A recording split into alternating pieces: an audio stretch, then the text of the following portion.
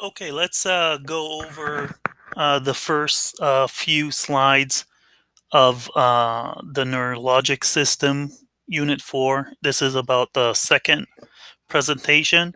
Um, I'll just say this. You'll see that mechanical pressure is a huge influencer of the pathologies that occur. Second of all, notice the difference between things pertaining to the higher centers of what we call the central nervous system versus the lower centers that are located more in the spinal cord.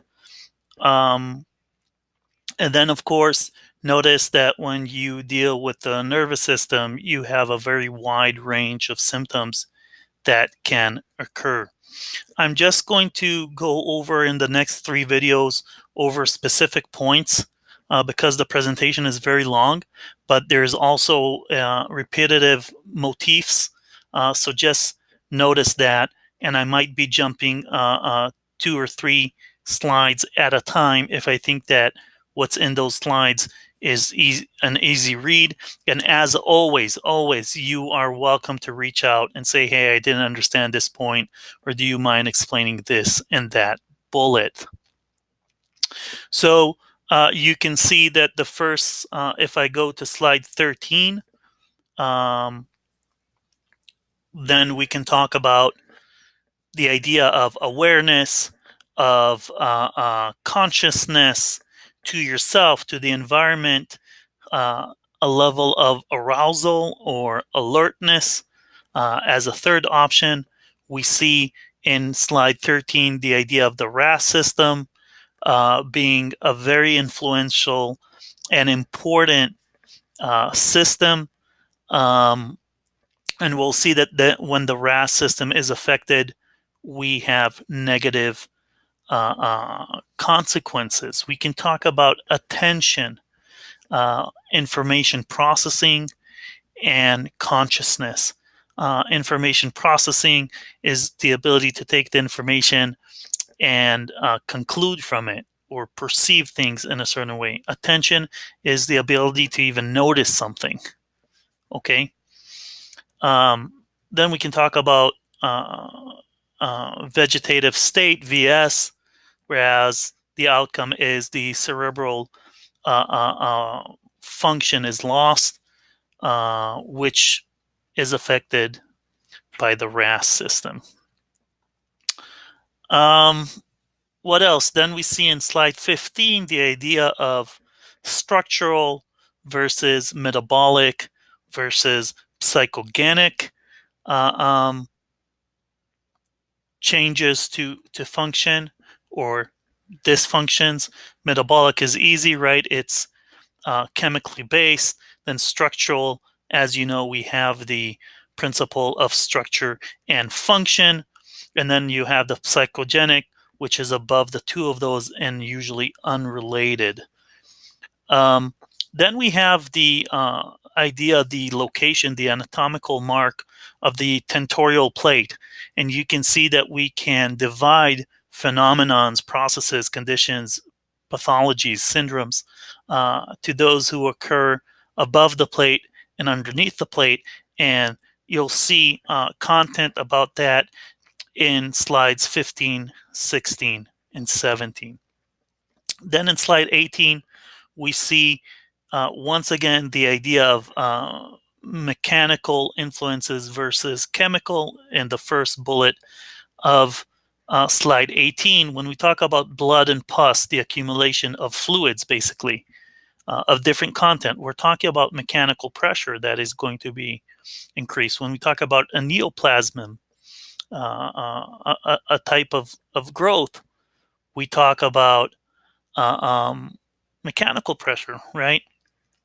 So that's very important. And then in the second point, we see once again mechanical pressure versus chemical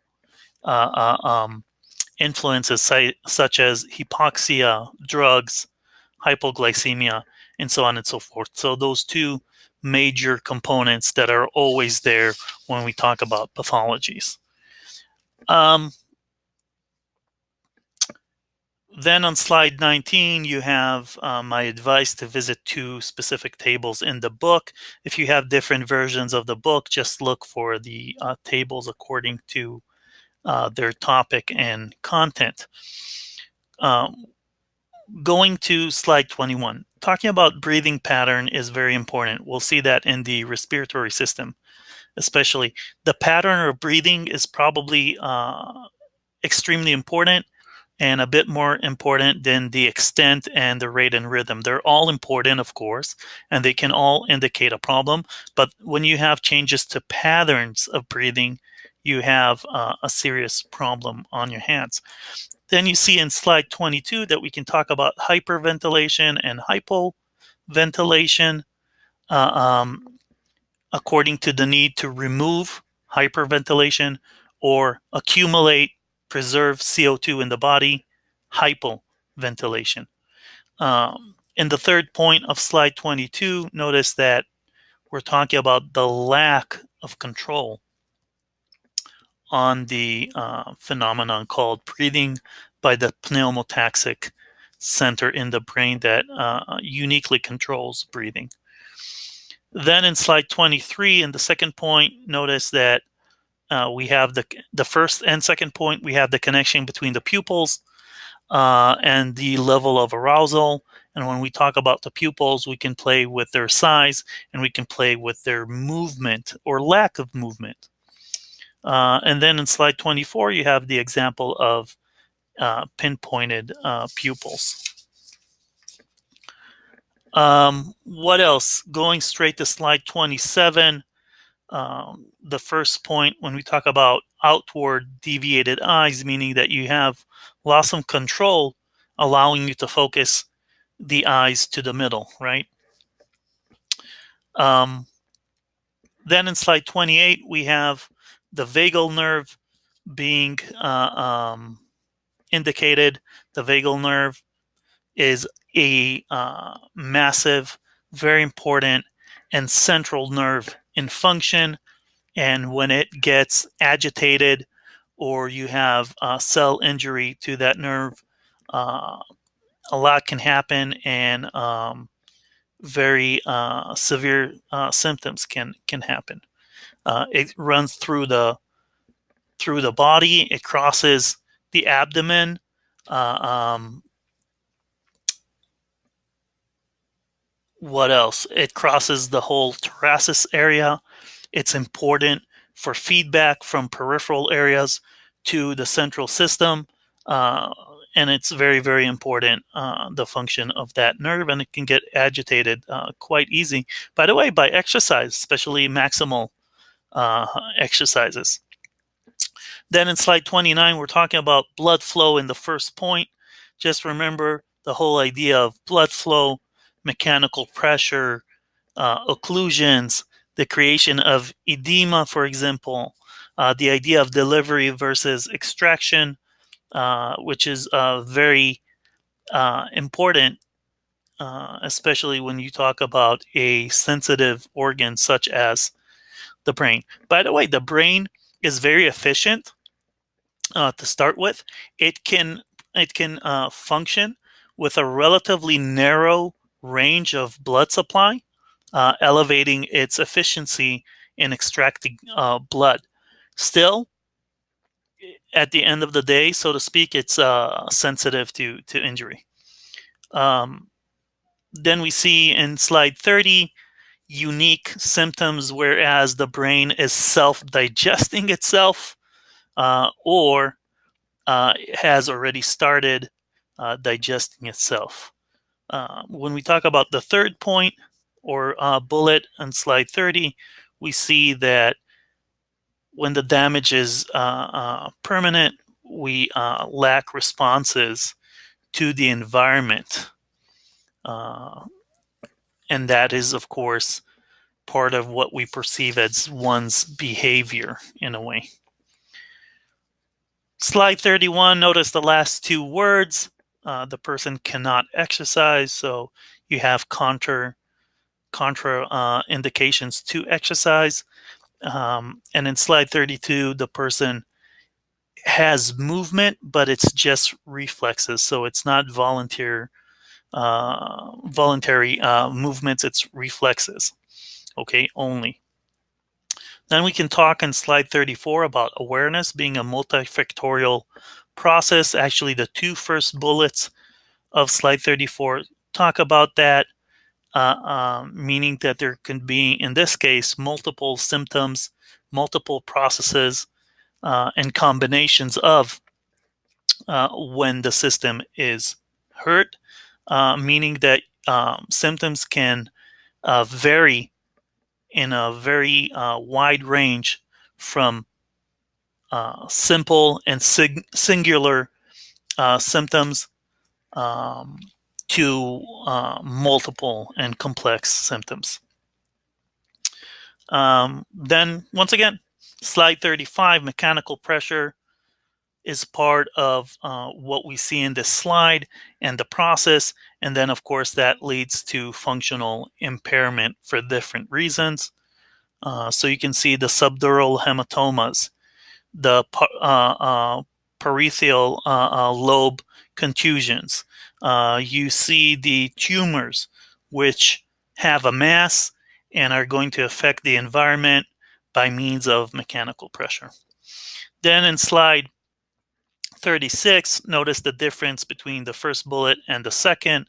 In the first, we're talking about a person that has lost any past memories, any history, and any factual memories. So this person might remember that they were somewhere in the morning. They don't remember what time in the morning. They won't remember anything specific, just general memories, versus the idea that a person has forgotten their past, and in a way they're living, uh, sorry, forgotten their past in the first bullet versus are not able to create new memories, meaning they're living in the past or in the present. Um, then, of course, the third bullet talks about how it affects critical thinking, um, because you have alterations to um, image processing, and then your inability to form concepts, generalizations, or to reason. So that is going to affect, of course, your critical thinking. Slide 37, two last points. We can talk about the idea of working memory, the memory needed to function at this point. Sometimes these people seem to have the lack of ability to focus either at all or for long, such as we see with ADHD, the inability to organize things or set goals or remember instructions, right? So it's going to affect their ability to work and succeed on a task right now. Then in slide 38, notice the difference between the first bullet, which talks about effects of one side, versus the second bullet that talks about effects on two sides. And then the third bullet talking about the brain just wiping out, deleting the existence, so to speak, of a whole part of the body, a limb. So let's say that your brain perceives the situation as if you don't have a right leg, but you actually do. But it's completely disregarding the leg. In this case, the whole existence is peripheral and not central. Then notice on slide 39, 2 points, very important points regarding exercising. Exercise in these cases is unlikely to be the method um, of rehabilitation, although exercise will provoke and stimulate the brain. We're talking about direct stimuli and not stimulus, and not indirect, as exercise would be in this case. Then slide 41, talking about seizures or seizure disorders. In the second bullet, we can talk about a seizure being an immediate and fast overload of brain activity. And then in the last point, being the note, we can talk about having no control over the symptoms. Of course, in slide 42, when we talk about convulsions, we're talking about a worse situation where things get a bit more hectier. And then we can talk about epilepsy in the last bullet of slide 42, having no underlying cause. In a way, it's idiopathic. Slide 43, last point, suggests a genetic basis, so being genetically predisposed. When you talk about slide 44, notice that the first point kind of tells you there's three components to the situation. One, the resetting of the system, what we call homeostasis in this case. Then we have a process of chemical imbalance. And then, of course, obviously, we're talking about a course in pathophysiology, cell injury. The sensitivity of a certain measure or process is increased, and hence a certain trigger causes the symptoms more easily, so to speak. So we can talk about a threshold, as you can see in the third point.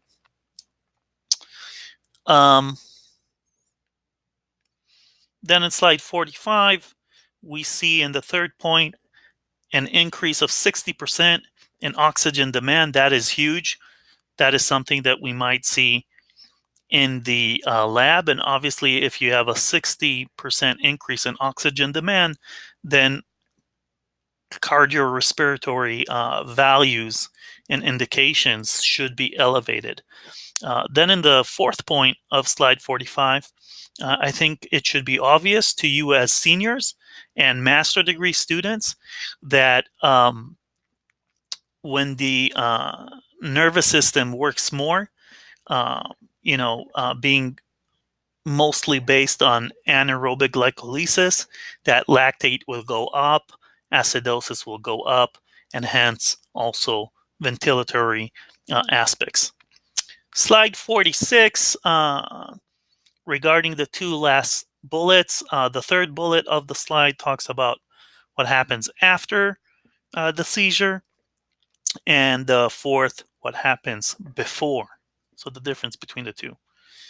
Of course, we need to make sure if we want to exercise someone that has neurologic seizures, that the exercise itself is not going to become a trigger for symptoms. Jumping to slide 51, talking about agnosia, we're talking mainly about usually one sense being affected. Then we see two examples in slide 51 in the fourth bullet, and these are just examples. It's not the only two that exist. Whereas, for example, I can see the finger. I see this. But this pattern is not registered in my brain or is not perceived as being a finger. So I can see this. I see the finger. I don't perceive this as being a finger. So if you tell me move the finger, I don't know that you mean this, but I can see it. If you tell me move this, here you go. Okay? Is this your finger? No. What's a finger? Okay? There's the difference. Then we can talk about dysphasia, where the main part, as you can see in, or the main component characteristic, as you can see in slide 53, is the impaired level of communication or the complete lack of, which is obviously worse than having partial discommunications. Talking about ACS, slide 61, dementia in this case, we see that we have a progressive process that leads to failure.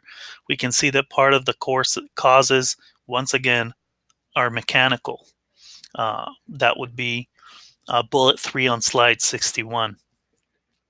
Talking about Alzheimer's disease, AD, going to slide 63, we see that the three subtypes are divided to those who are influenced according to timing, so early or delayed or late, and then one subtype that depends on the existence or lack of family history. Then, since it's idiopathic, we have associated risk factors, which would be part of what we do with every idiopathic condition. Going to slide 64, you can see that we're talking about the need for imaging abilities.